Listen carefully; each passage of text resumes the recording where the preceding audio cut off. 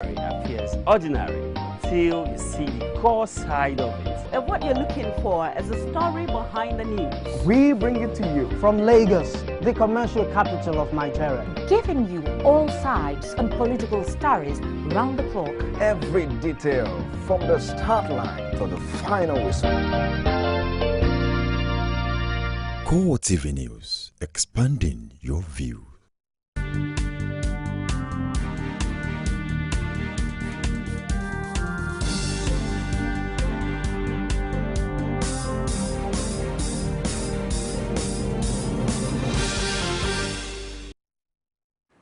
Hello, good evening. Thank you for joining us on CoreTV Primetime News. I am Frank Omalape. Our top stories tonight. The presidency dismisses claims of alleged last-minute shady deals by the All Progressive Congress.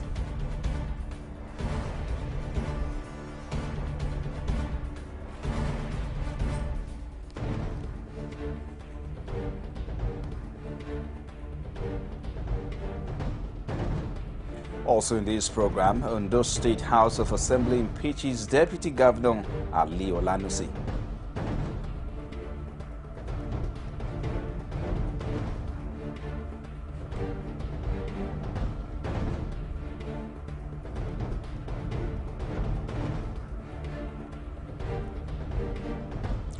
And a federal high court in Abuja hearing the October 1st, 2010 Independence Day bombing adjourns hearing in the case till 19th and 20th of May.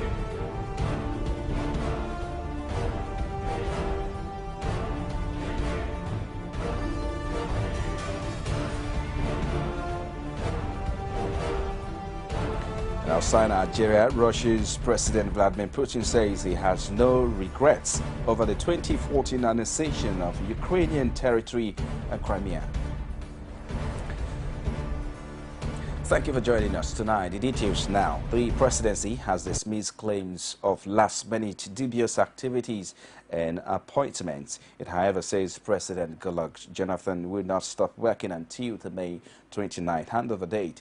The All Progressive Congress had the suggestion by the administration by the Jonathan administration. It described it as questionable transactions at the tail end of a tenure. But presidential spokesman Ruben Abati says there is no truth in the claims.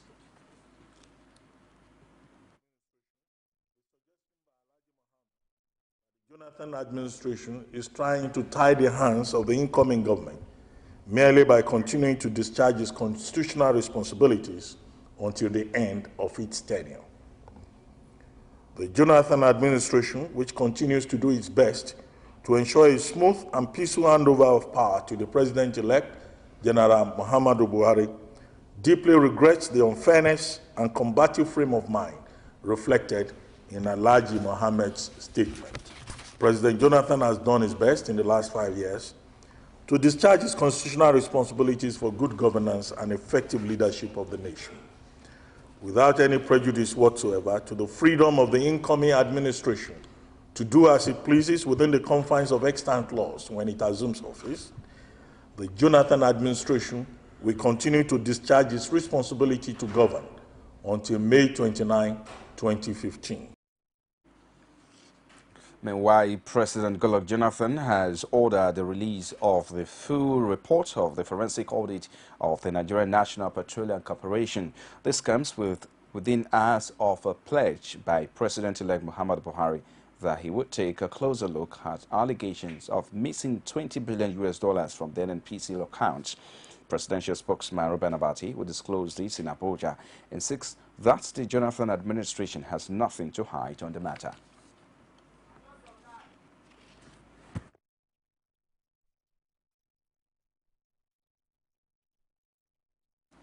Nigeria has denied recalling its envoys in South Africa over the xenophobic attacks in that country.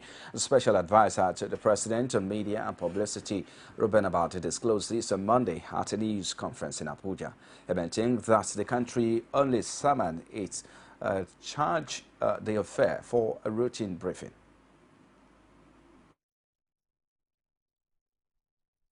Its envoys in South Africa. what has been done is to invite the charge d'affaires. What we have there, in fact, we don't have, a high commissioner on the ground. What we have, an ambassador on the ground. What we have is a charge d'affaires and a consul general, and then the rest of the team. The charge d'affaires has been invited just for routine consultations by the Ministry of Foreign Affairs. The recall of an ambassador is a very serious and sensitive matter, and that has not happened. So I think I should clear the air that, there is a mix-up somewhere, there's some misinformation somewhere. Nigeria has not recalled its envoys to South Africa. Meanwhile, President Goodluck Jonathan has appointed Peter Obi, former governor of Anambra State, as chairman of the Securities and Exchange Commission. Ruben Abati, the special advisor to the President on Media and Publicity, who made the announcement, said the appointment is with immediate effect. The President also relieved Olufemi Thomas as Executive Secretary, a Chief Executive Officer of the National Health Insurance Scheme, with immediate effect.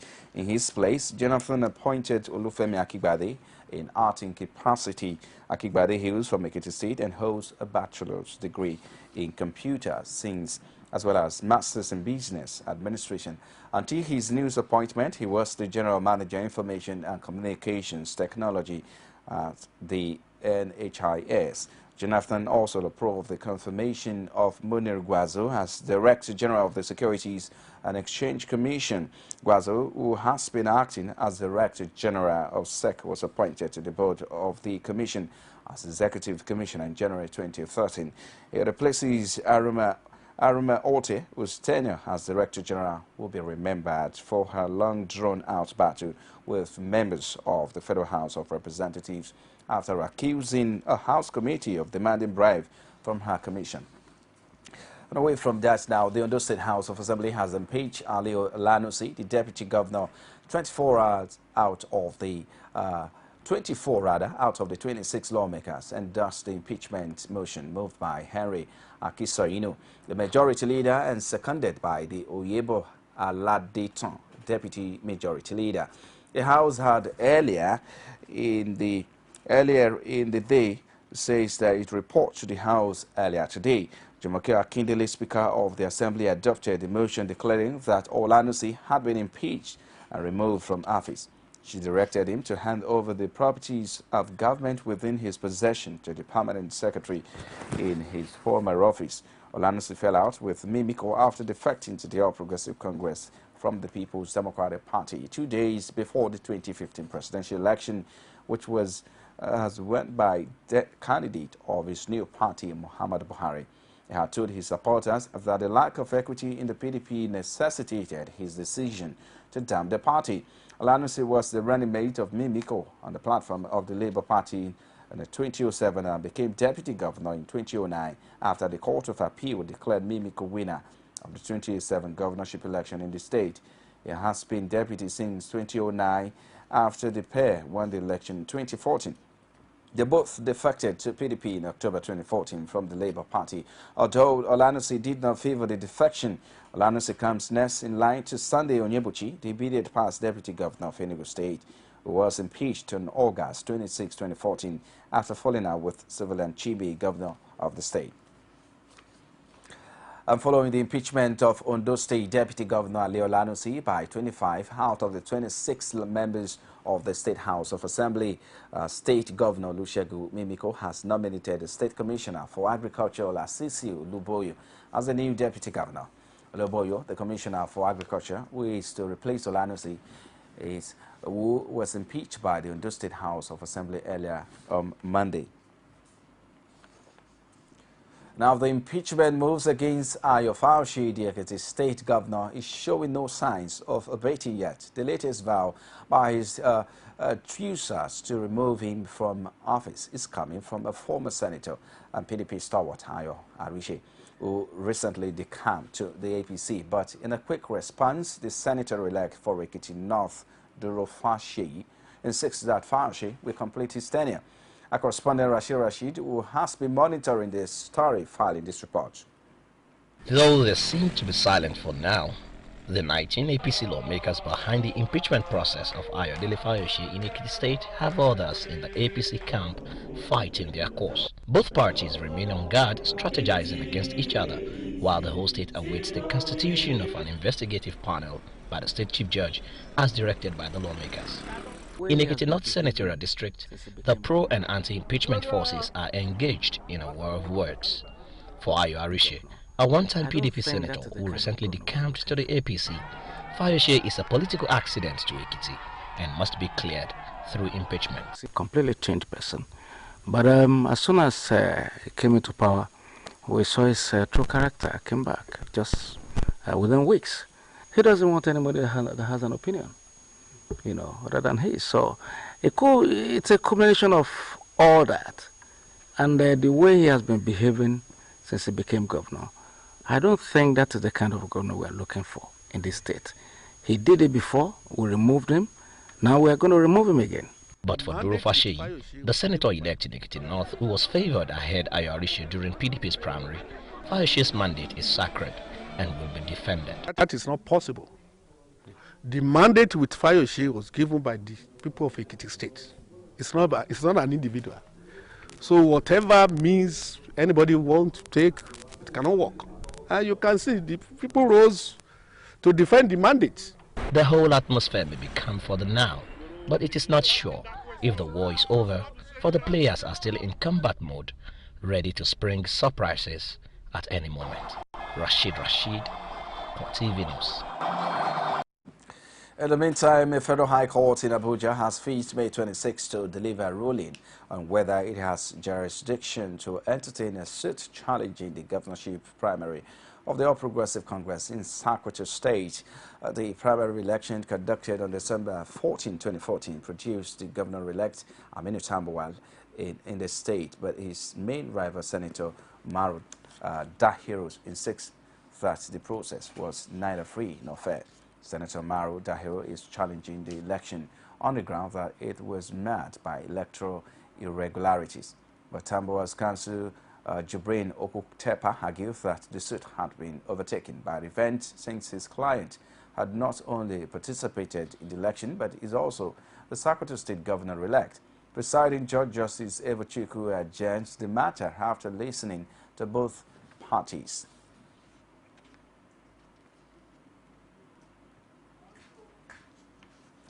Away from that now, the governor of Delta State, Emmanuel Udwaha, has given his take on why the ruling party, PDP, lost at the center and in several states in the federation because of neglect by some members of the party. According to the outgoing Delta State governor, some persons within the party believe that the governor's forum was becoming too powerful, and the then chairman of the party did not help matters as he was acting like a CEO writing queries to governors. A crisis generated by these, as well as the impunity in the party, caused the departure of some of the governors. He said that the party was the greater loser in the crisis that rocked the governors' forum as it led to their 2015 election losses. He added that the performance was not an issue for the party and they did not lose because they failed to perform. You're still watching CoreTV Primetime News. We take a break now. We'll be back with more stories after this short break. Join us again. Any tribe that rules has solid rules. Rule number 1, friends stay close. Friends in the tribe, stay closer. Feel me? Rule number 2, in the tribe, you always know what's up with Facebook, WhatsApp, BB, and Twitter. Guess what? It's free.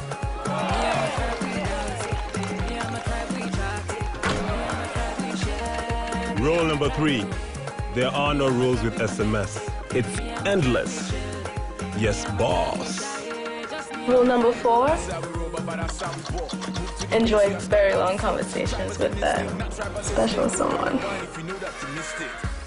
Enjoy endless connections to your friends with free calls, free WhatsApp, Twitter, Facebook, and BBM. You also enjoy up to 200% bonus on your recharges to call all networks. Migrate now by dialing *312# and start a live endless connection. Airtel, the smartphone network. You have been watching CoreTV Primetime News live from our Lagos studios. If you just join us, a quick reminder of our top stories. The presidency dismisses claims of alleged last-minute shady deals by the All Progressive Congress.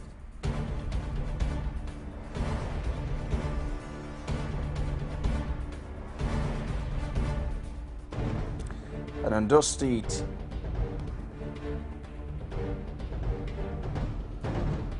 House of Assembly impeaches Deputy Governor Ali Olanosi.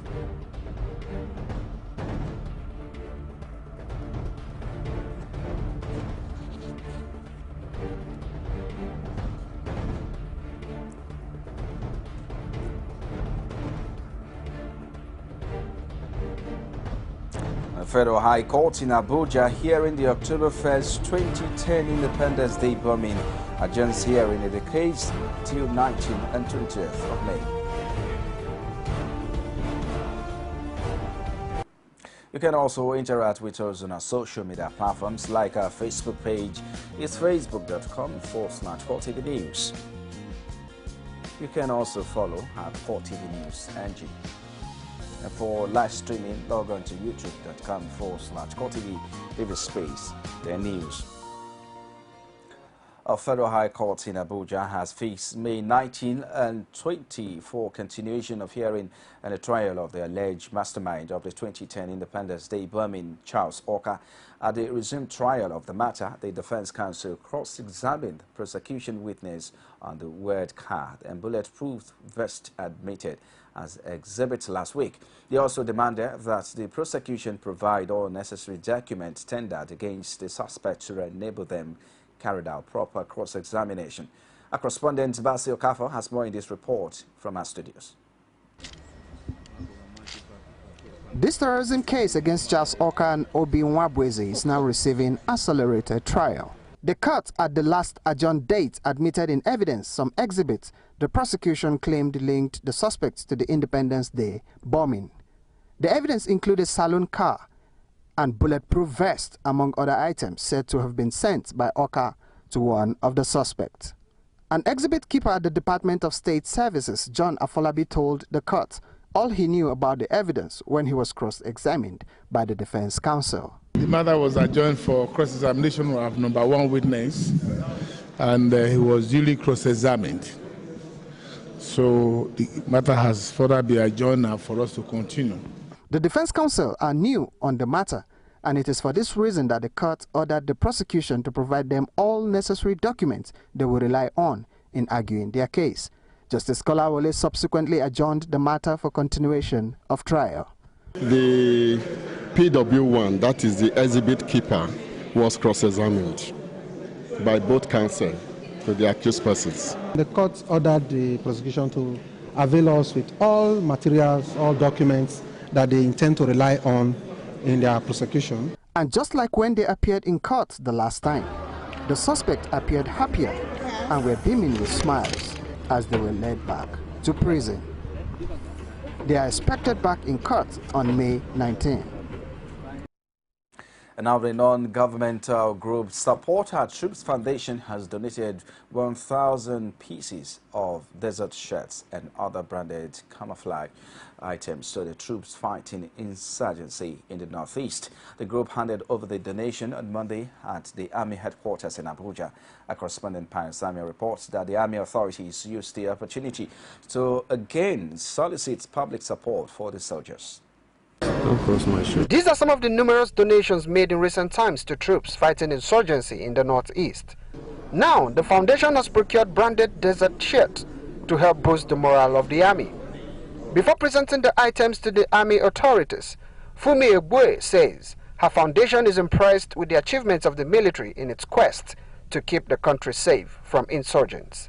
To record these milestone achievements that they've had in recent times in the northeast, and also during the elections, the role that they played. I mean, everybody commended them, how professional they were and how the elections came free and fair and peacefully.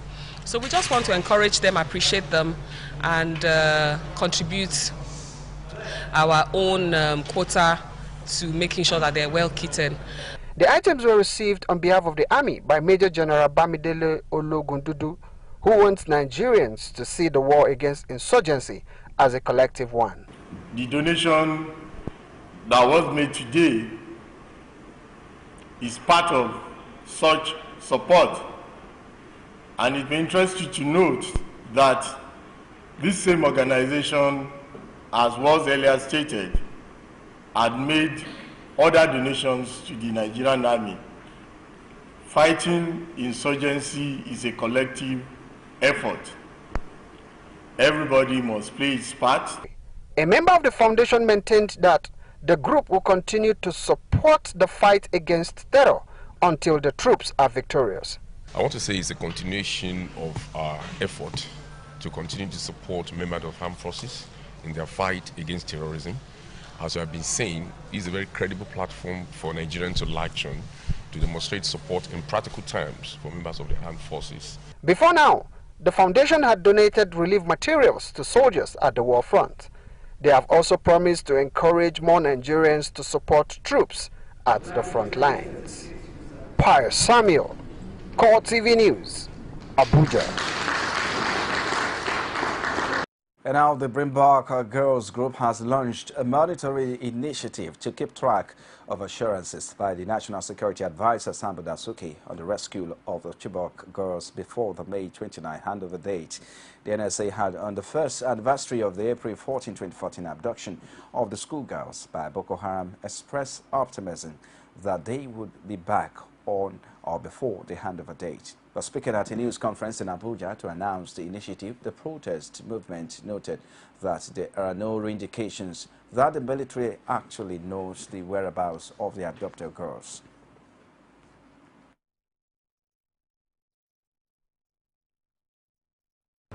One, we are extremely worried that the public is not being told the whole truth of efforts to rescue our girls. We therefore ask that as part of the recent efforts, the NSA should ensure that the military and federal government presents the Nigerian public, especially the parents of our Chibok girls, with the truth, the absolute truth, and nothing but the truth on the real situation.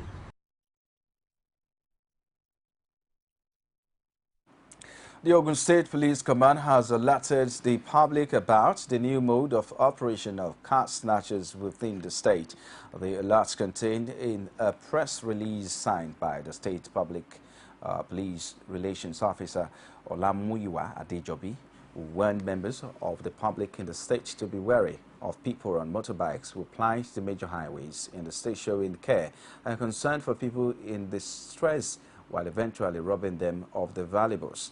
The release specifically mentioned the highways in question to include, but not limited, the Abeokuta, Lagos, and Shagamu, Ijebu, Ode, Benin Road. The hoodlums in most cases flag down road users or raise alarm of punctured tire or damaged portion on their vehicles with the pretense of being carrying or showing sympathy, but eventually rob anyone who used to their fake care or alarm.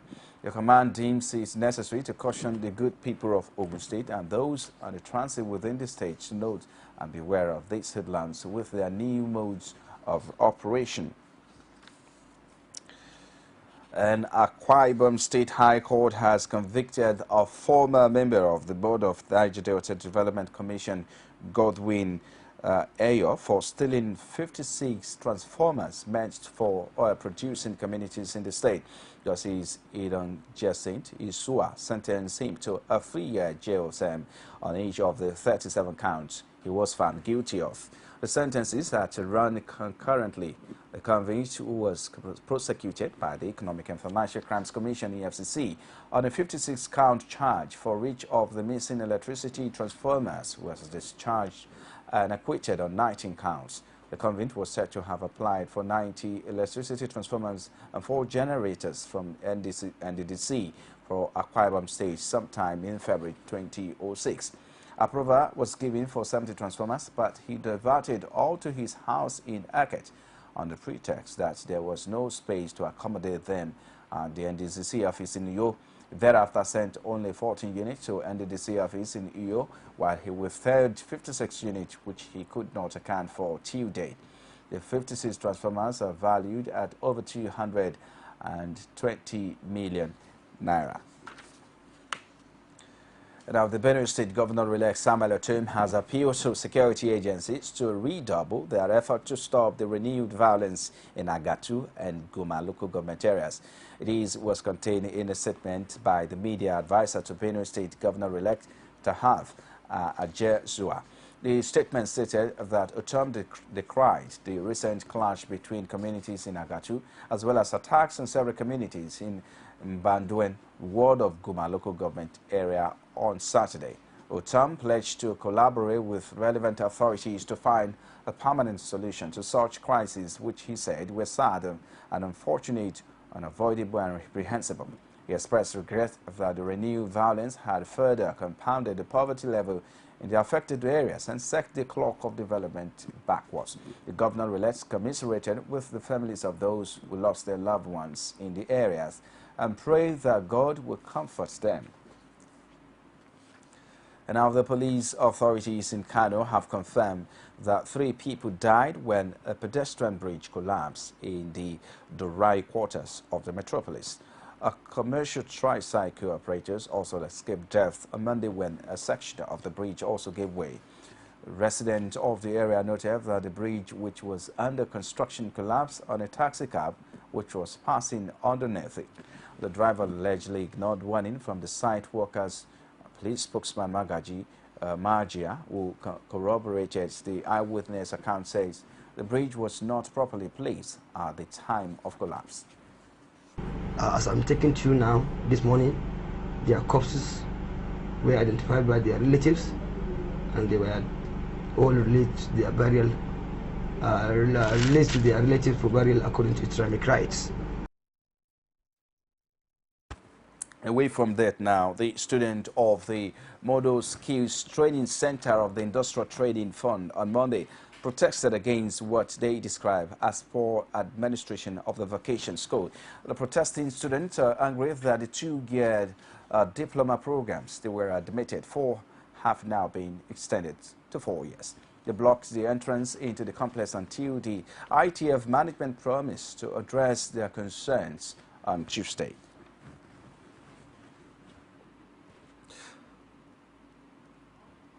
We cannot bring that to you now. Away from there, the Borno State chapter of the Nigerian Labour Congress on Monday appealed to Governor Kashim Shettima to pay priority attention to workers' welfare. Chairman of the Congress, Titus Abana, made the appeal in an interview in Maiduguri, the state capital. Abana observed that the state government was committed to the welfare of its workers, but said that it must continue to take steps toward improving on the lot of civil servants in the state. He urged Shettima to look into the case of the workers who were disengaged from the service of Maiduguri International Hotels, Borno Investment Company, and others working in state-owned revenue generation companies. Now, former Vice President Atiku Abubakar is convinced that incoming President Muhammadu Buhari would pay close attention to the power sector with a view to ensuring improved supply. He said this at a seminar on the sidelines of the Kaduna International Trade Fair. The seminar centered around promoting domestic production for national sustainable economic development on Monday at Kilometer 4 Kaduna Zara Road. Amna Nebi has more in this report presented from our studios. It's the 3rd day of the ongoing Kaduna International Trade Fair, a day set aside by the organizers for a seminar on promoting local industries. Former Vice President Atiku Abubakar is chairman of the occasion and used the opportunity to speak on the importance of constant power supply. He is, however, sure of an improvement on what Nigerians have been used to under a Buhari administration. I think it is up to the leadership of the incoming administration to take a short-term, medium-term and long-term view to solve the power situation in the country within 2-3 years. Also towing a similar path of the importance of constant power supply was former Central Bank Deputy Governor Obadiah Mailafia. There's a need to tackle the power and energy situation The situation at present is totally unacceptable. The fact that the majority of our people have no access to stable electricity supply. The consensus of members of the business community is that once the power situation improves, there would be a corresponding rise in economic activities. This, they say, will consequently go a long way in boosting local economy. A senior lecturer at the Lagos State University, Peter Okebukola, says human capital development is the key if the nation's economy must experience a turnaround for the better.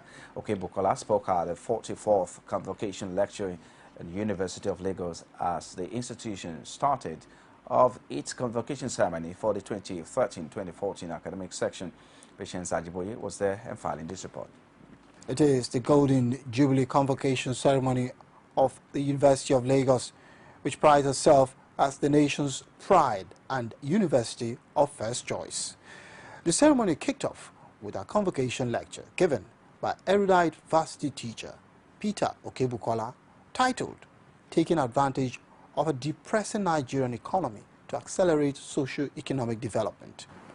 The guest lecturer, Peter Okebukola, who is also the first African to win UNESCO Science Prize and past Executive Secretary of National Universities Commission, says all Nigerians eagerly await the much talked about change by President-elect Muhammadu Buhari and the APC. He made analogies of the biblical wise and foolish virgins and wise and foolish pensioners were the first category saved while they had abundance for the rainy day, and the second category squandered all that they could and at the end lived a miserable life. We should not have frittered our oil revenue carelessly, resulting in a near empty lap, severely depleted treasury at the federal and state level. Students of the institution who attended this lecture say the proposals made are feasible. There are recommendations that can actually come into manifestation, provided, the incoming administration take them into cognizance. The lecture also had in attendance former Information Minister Jerry Ghana, as well as Vice Chancellors and varsity teachers and students of the institution. Coordinator of the Odua People's Congress, Gani Adam, has sworn allegiance to the incoming administration come May 29. Speaking to him at the 4th edition of the Wealth Festival, correspondent Oluwaseyi Adegoke brings back this report.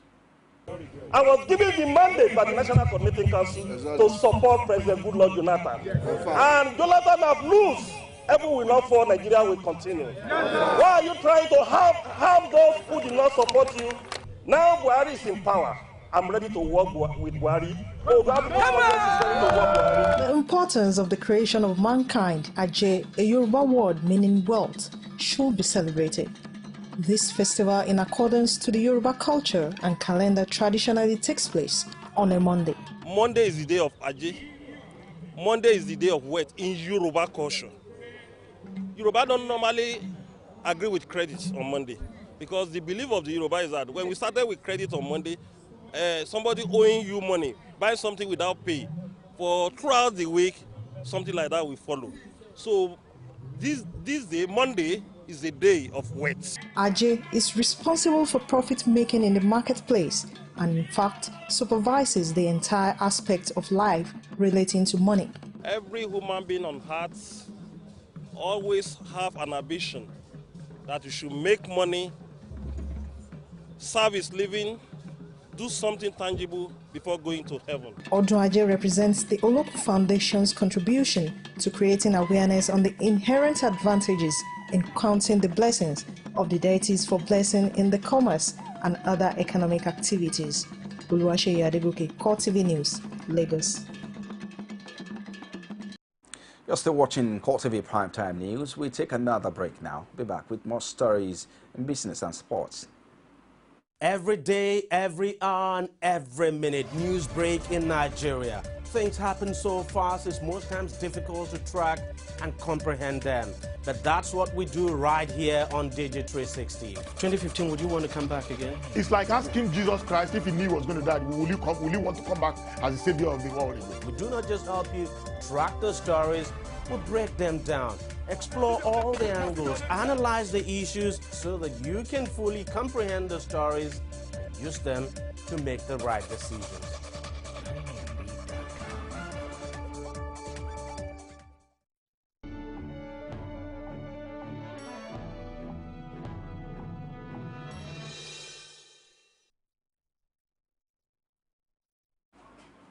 And in business now, the chairman, Independent Petroleum Marketers Association of Nigeria, Bosimi Ogun, states that Adeleke Bada has agreed with the former Minister of Petroleum, TAM, David West, that petrol can be sold for 40 naira per litre.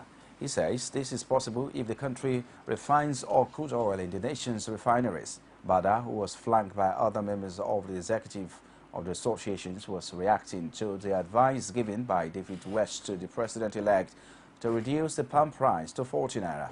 He, however, blamed the non-compliance of sale of petrol at 87 naira per litre by some petroleum marketers on the expenses incurred by the marketers while trying to get the fuel available for the use of the masses.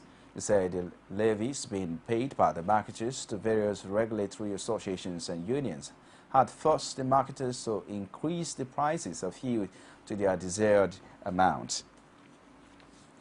The Nigeria Electricity Regulatory Commission is proposing a consumer rights advocacy group to help drive the grievances of electricity consumers in the country. This, according to the regulator, is because consumers are too underrepresented and do not have the voice to defend their interests. The chairman of the commission raised the issue at the stakeholders forum in Abuja. But our work is to ensure that we keep improving, we build a regulatory framework, and more than that, that even if there's no power, consumers want better billing, they want more metering. And so that's part of why we are setting up this consumer advocacy network to help consumers strengthen their voice so that they will help us make sure that the discos are at least efficiently supplying the limited supply of electricity that we have to the country. Now, the National Council on Privatization has directed the Bureau of Public Enterprise to reinvite 7 prospective concessionaires that met the criteria for Terminal B Warri Old Port. Head of Public Communication at BPE, Chigbo Anichebe, said this in a statement made available to journalists. According to Anichebe, the National Council on Privatization, chaired by Vice President Namadi Sambo, at its last meeting had directed that the 7 pre-qualified bidders that successfully met the 70% scores from the evaluation of expressions of interest for Terminal B Warri Old Port be issued with the request for proposals. The bidders are Bright Ocean Integrated Services, Transnet Rose Hill Group, Solent Steve Dawes International, Neon Adani Port Consortium, Marine Infrastructure Consortium, Ecomari Consortium, and Global Infrastructure. According to the Bureau of Public Enterprise spokesman, the evaluation was based on responsive tests and detailed assessment tests of the 13th, and adding that the 7 applicants passed the assessment. And now the Ogun State government has signed $3.2 billion light rail project contract with the China Civil Engineering Construction Company. A contract was signed on Monday at the governor's office at Okemoson, Abeokuta, at the Consul General. The People's Republic of China in Lagos, Kan Liu, was present. According to Governor Amosu, the light rail project, which is in 2 phases, will cut across the entire cities and the state, while the other phase will be for the Abeokuta metropolis. Amosu will highlight the economic importance of the project, says it's expected to be completed in 3 years, adding that this will greatly reduce the pressure on roads in the state and enhance its infrastructure development. The chairman of CCECC, Boango Wu, corroborated Governor Amosu's stance, said the project will be completed in 3 years, and commended the governor for being a visionary leader. Well, let's now join Sabena Izoku for stock market reports. CoreTV